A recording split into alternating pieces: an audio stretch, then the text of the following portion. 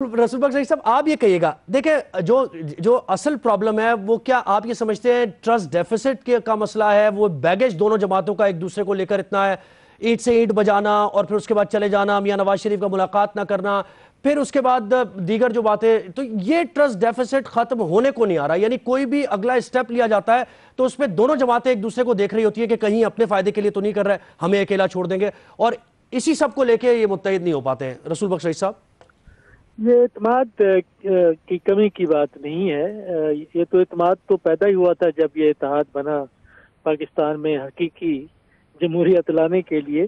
तो इत्मीद तो था कि मुश्तरका तौर पे हिकमत अमली बनाई गई, तहरीक चलाई गई, तहरीक का हिस्सा बने, जलसे जुलूस हुए। मोहतरमा मरियम नवाज साहबा गड़ी खुदाबख्श तशरीफ ले गई।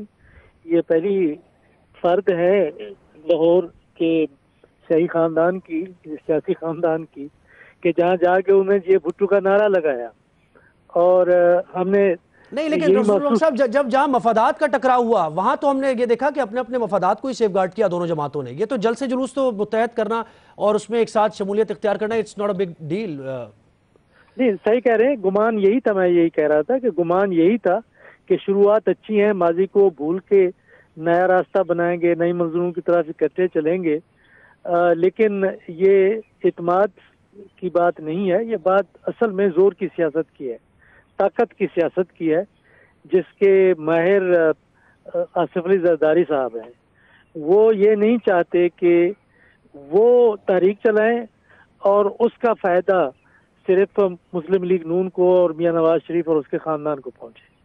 वो अपने मफादात का तहफ़्फ़ुज़ करना जानते हैं और उन्होंने सोचा यही है कि पंजाब में अगर उन्हें मकाम बनाना है तो उन्होंने अपने तौर पर जो अपना उनका ग्रोह है पंजाब के अंदर, और इसमें गिलानी ख़ानदान और गिलानी साहब, यूसुफ रज़ा गिलानी साहब का एक कलीदी रोल है कि उनको आगे ले आना है। चेयरमैन सेनेट के लिए भी, अब जो सेनेट के हिज़्ब इख्तिलाफ के लीडर हैं उनके लिए भी, तो वो ये चाहते हैं कि तीसरी ताकत पंजाब के अंदर उभरनी चाहिए। वो पीपल्स पार्टी हमेशा से रही है, लेकिन उसके लिए कैसे मकाम पैदा करना है कि ये नहीं है कि आप मुस्लिम लीग नून के साथ चलें तो ज़ाहिर है उसके साथ अवनति हो जाएंगे, फिर मुकाबला किसका होगा? मुस्लिम लीग, पीपल्स पार्टी इकट्ठे, सारी जमातें इकट्ठे और तहरीक इंसाफ दूसरी तरफ। तो ये वो उनको, मेरे ख्याल में इस किस्म की सियासत पंजाब में उनको वारा नहीं खाती। ये सिर्फ सिंध की सियासत की बात नहीं कर रहा मैं पंजाब की सियासत की बात कर रहा हूँ। और पंजाब की सियासत वो कर ही नहीं सकते जब तक कि वो सिंध को अपने लिए महफूज नहीं समझते। उन्होंने उनको महफूज रखना था कि अगर वो वहाँ का इक़्तिदार छोड़ते हैं, सब्जी से बाहर आ जाए, तो उनके पास क्या रह जाता है? कंटिन्यू करेंगे, बड़ा अहम नुक्ता आपका। मैं ये गुजारिश कर रहा था कि पीपल्स पार्टी का पंजाब में वोट बैंक श्रिंक हुआ है, वो उसको वापस लाना चाहते हैं। और पंजाब के अंदर जो पीपल्स पार्टी की लीडरशिप है वो हमेशा ये समझती रही है कि उसे मुस्लिम लीग नून का दमचला नहीं बनना चाहिए, बी टीम उसकी नहीं बनना चाहिए, अपना वजूद अलहदा रखना चाहिए और दोनों जमातों का मुकाबला कर सकते हैं, एक तहरीक इंसाफ और दूसरा मुस्लिम लीग नून। उनका ख्याल ये था कि यहाँ देखें, मौलाना साहब जो तकारीक फरमाएं, जिस किस्म की फसाहत और बलागत से बात करें, उनकी हैसियत चंद मदरसों से आगे ज़्यादा नहीं है और खैबर पख्तूनख्वा में है। पंजाब में आपने देखे कि कितना उनकी सीटें उन्हें मिलती हैं। असल मुकाबला तीन सियासी जमातों का सबको मालूम है। और ये सिर्फ जमातें ही नहीं हैं, बल्कि जो हुक्मरान तबका है सियासी तौर पर पंजाब का, वो तीन हिस्सों में बटा हुआ है। लेकिन वो एक हिस्सा उन्हीं में से, ये सारा वो ये समझता है कि किसका पल्ला भारी है उसमें वो शामिल हो जाना चाहते हैं।